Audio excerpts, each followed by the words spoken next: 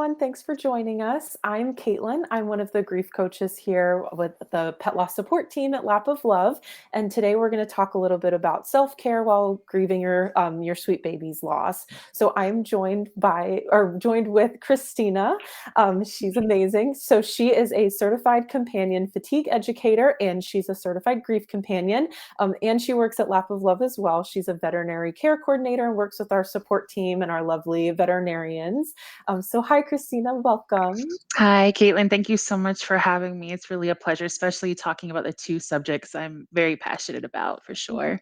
Yeah, we're so excited for you to be here. So do you want to talk a little bit about just your compassion fatigue education and your sort of your background in self-care?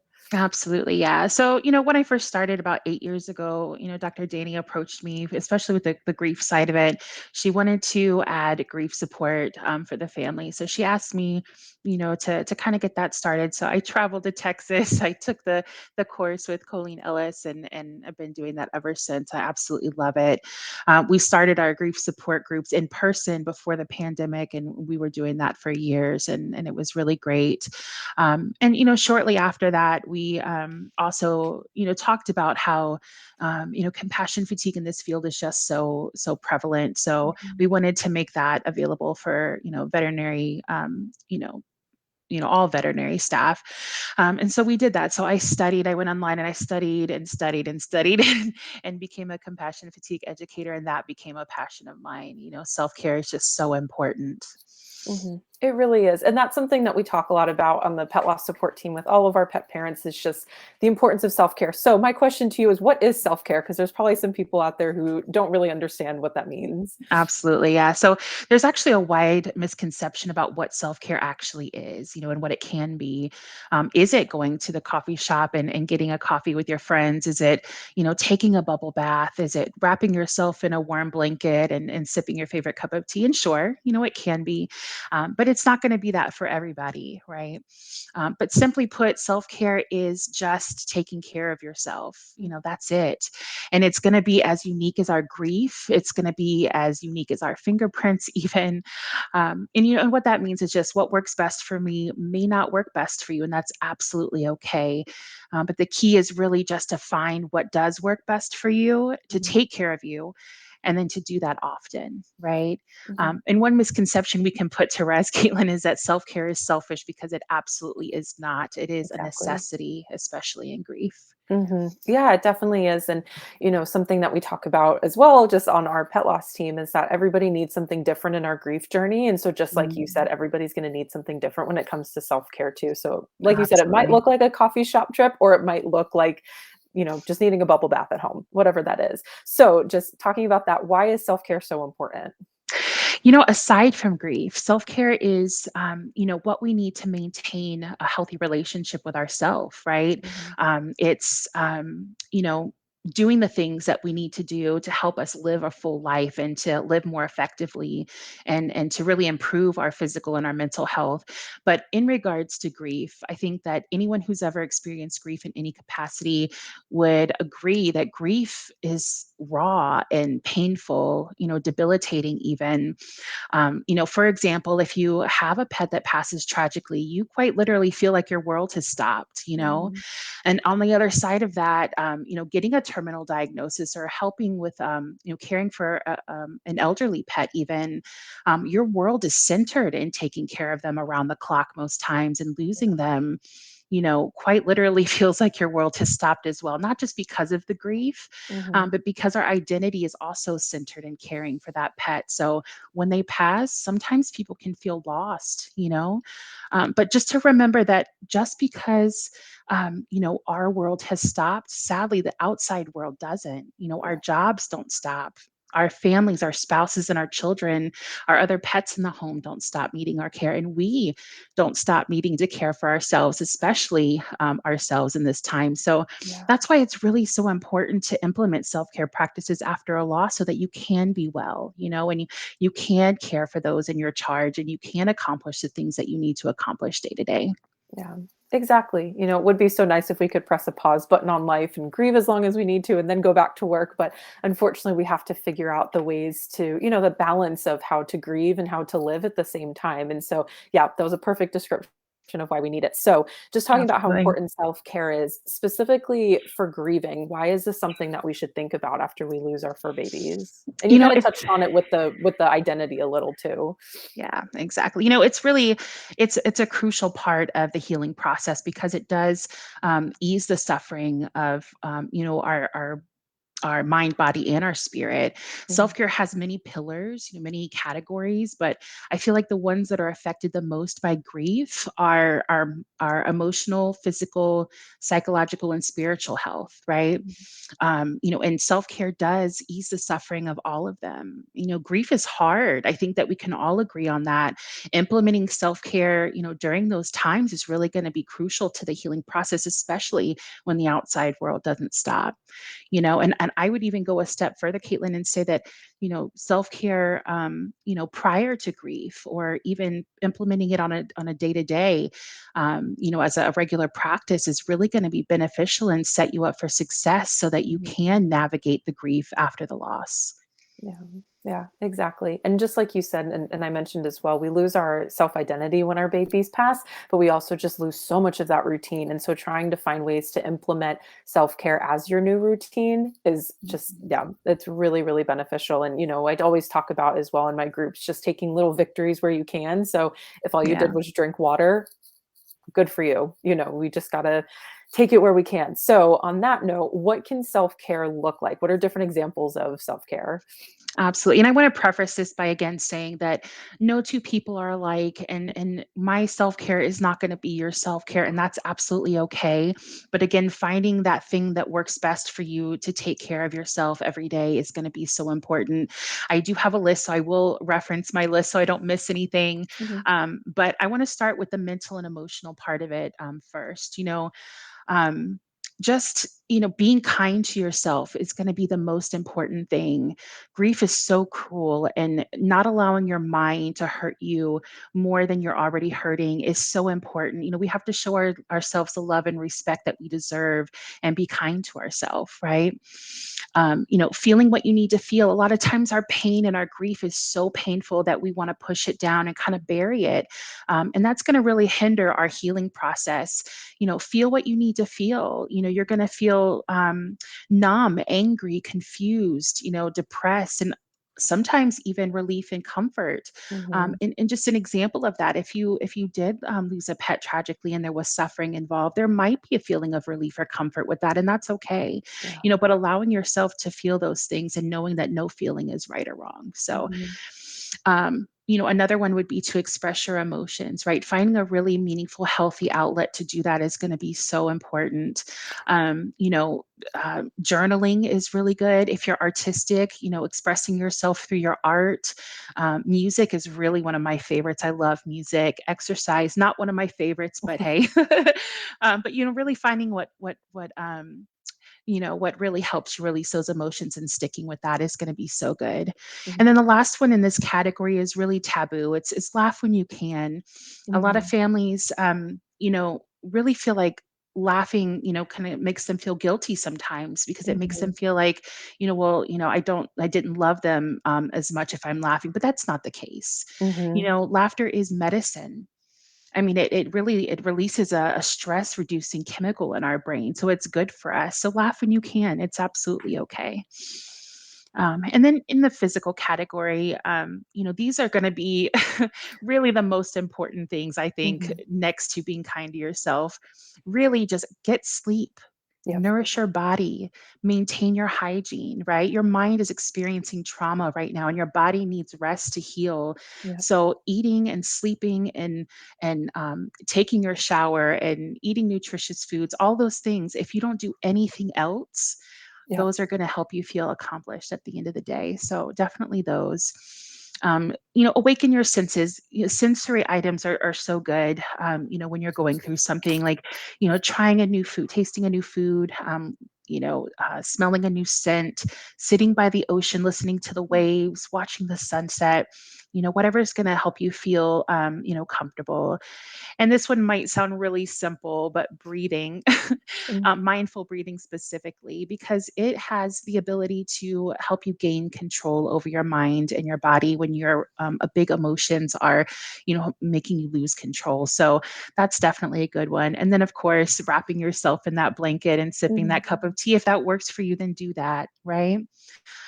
And then the last category is the spiritual one, which is going to be anything that helps you develop a deeper sense of meaning and understanding. So that can be connecting with your faith community, asking for prayer, drawing spiritual support from your higher power, whatever that might be, right? Volunteering, helping others, meditating, journaling, spending time in nature. Connecting with a community or support group. Lap of Love has a really great support group, and making a memory box or a collage to kind of store your thoughts and memories. Those are all going to be great for the spiritual side of it. And again, finding what works best for you and doing it often. mhm. Yeah, thank you so much for sharing all of those because I think a lot of time when we do think of self-care, like you said, it's going out to that coffee shop or doing something really rigid, this really strict routine, but it can be so many different things. Like you said, it's emotional, mental, physical, and even spiritual as well. So thank you for Absolutely. sharing all those different examples. Those are really, really great ones. And like you said too, even just breathing, we don't have to buy anything fancy. We don't have to go anywhere, cool. You can just sit at home and just spend that moment really feeling your feelings and being there with yourself and your grief and being there with your fur baby too and just in their presence. So thank you for sharing all of those. So just thinking about self-care, I'm sort of seeing in the comments, we'll get to those in a minute, but talking about babies that have passed away months ago versus now. So will self-care sort of look different for people who have just lost a pet versus if they lost them, months ago or even a year ago? For sure. Yeah. Acute grief, specifically, if you've ever experienced that, it's hard to even put one foot in front of the other, right? Mhm, Those basics, being kind to yourself, eating, drinking, showering, all those things are going to be priority at first. We know that grief comes in waves. Sometimes those waves are 100 feet tall and seconds apart, and we just can't catch our breath. But implementing those self care practices during that time and after a loss is really going to be the life raft that you need. mhm. Yeah, I appreciate you sharing that. And like I said too, Mhm. take those little victories where you can. We tend to be so hard on ourselves and say that we have to be at a different place in our grief or we have to be able to do all these things. And it can be tough sometimes when you see the laundry piling up or the Oh, for dishes and you sure. say, "Oh, I need to get there." If you can't do it, you can't do it, and that's okay. And we talk a lot Mhm. about just giving yourself permission for your feelings and permission to, like Christina said, just to do what you need to do, to just put one foot in front of the other. So if your laundry has to wait a week, let it wait. So, yeah, Yeah. it's definitely true. It's, losing them from the first day and then months out, we still grieve them and love them and miss them, but it definitely looks different. So I appreciate you sort of talking about the differences that. Yeah. So if someone has never practiced self-care before, now they've lost their baby, how do they get started? Where's a good place to begin? For sure, yeah. And most self-care practices can feel really big at first. So Mhm, doing those basics, like we said, the eating and drinking, being kind to yourself, but also try journaling. And if journaling isn't for you, try to find a support group or a person that you trust that can sit there and navigate those big feelings with you. I'm a really big advocate for support groups, because if you think about it, whether you're in person or virtually, you come and you sit in a room full of people that know what you're going through. mhm, They are also at a loss and going through big emotions and pain. And sometimes just hearing that, at least you feel like you're not alone, right? Talking is going to be really important because you want to get what's inside out. That's the mhm, key to the healing. But if you can't talk, journal. That's so important. Try not to isolate yourself. Let some sunlight in. Do those mhm, mindful breathing exercises, because let's be real, grief doesn't come on a schedule, right? It mhm. comes, whenever it comes. And sometimes it's not the right place for that at the moment, or we're not comfortable grieving at that moment where we Yeah. are. Mindful breathing is something you can do anywhere, because you can take a step to the restroom for a few minutes and do some mindful breathing exercises and, get that control over your mind and your body that you need and feel calm. And you can do that anywhere, sitting, standing, laying down, whatever. And And just to kind of give you an example, in case Mhm. you've never, done a mindful breathing exercise before, there's one called 2-4 breathing, where you would just, close your eyes, sit or stand or wherever, just be comfortable. Focus on your actual breathing first. And then when you're ready, you're going to inhale for 2 and immediately exhale for 4. Do that a couple times, and there will be an actual, you can tell that there's a Mhm. calming feeling. So that's definitely a good thing to start with. And there's really good mindful breathing exercises on YouTube. I don't ever suggest any specifically because I really feel like it's best to find one that works best for you, because if you don't like it, you're not going to do it, Yeah. right? So find one that works for you for sure. Yeah, thank you for that. Because I think a lot of times, again, just in society and in our day-to-day life, we're really good at not remembering to do anything for ourselves. And especially if you had, like you said too, you were the caretaker for this really sick baby for a long time. You definitely put yourself on the back burner and you were making sure that they were getting their medications and their vet visits Mhm. and, whatever they needed. And so suddenly now that you don't have them to take care of and it's just you, it's like, well, where do we go from here? So I love that suggestion of just that, again, that really simple breathing technique. I think that's great. I appreciate you sharing that. And that's again, really good tips to just get started. Something super simple and something really gentle to do too, instead of, Mhm. feeling like you have to force yourself into self-care because it can be really uncomfortable for some people, but I love that suggestion. So thank you for that. And Yeah. I was going to ask, so do you have any books or resources that you recommend for people who are wanting to dive more into self-care or just want to, or interested in learning more about it? Yeah, there's I like the guided self-care journals and workbooks because they really give you, every day they give you a prompt, to kind of help you in that process, as well as like little nuggets of uplifting and things like that. So any self-care journal or workbook, again, I don't like to recommend any specifically because for Mhm. me, if I don't like the way the book looks, I'm not going to touch it. So finding one that catches your eye that will make you want to pick it up is going to be important. There's one book that's called Self Care for Grief: 100 Practices for Healing During Times of Loss, by Nika Okana, I believe is how you say her name. That one is another one because it gives you really good examples of self care practices as well as those encouraging little nuggets every Mm. single day. So that's going to be really good for sure. Mhm. Yeah, thank you. And also, Christina had sent me a few websites that she really liked, and we'll get those in the chat so you can click on those. There's some really great resources. So I appreciate you sharing those with us. Um, Absolutely. so I was going to say, if anyone has any questions, we'll read them in the chat. But I see that there's a few people that have commented already. So let's see. Betsy mentioned that self care for her is reaching out and calling someone that she trusts to have a Oh, yeah. conversation, both when her tears are flowing and anytime, even when she's feeling joy or a little victory. Absolutely. Mm. Patricia said she recently read that grieving releases a ton of stress hormones in your body, and that's one of the reasons why we feel so tired while grieving. Oh, yeah, for sure. Yeah. Yeah, yeah, Yeah, if you think of it, your body when you push those emotions or when those emotions are building, it's almost like a pressure cooker, yeah. and when you do finally get to release them, it's a lot. So you do kind of feel, fatigued afterwards, like you just, ran a marathon almost. Mhm. Yeah, exactly. And that's why you mentioned too a few times how important sleep is and just Yeah, getting that when you can, because we need to be able to, repair ourselves a little from the inside out physically. exactly. So let's see who else. Anne asked, is it normal to grieve a pet who died in November? I try to continue self care by walking to the beach that we used to walk on, but sometimes it doesn't help. Any advice?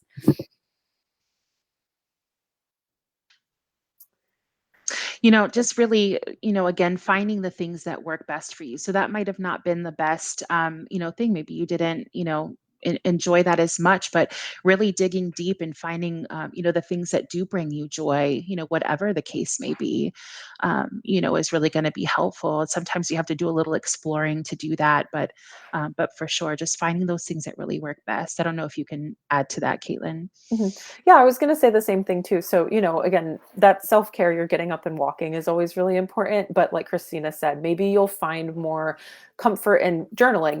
Again, there's so much Mhm. healing in writing. That's something that we talk about on the pet loss team constantly is just write out your feelings, write out memories, write out, just whatever you feel like. It's your journal. You do what you want.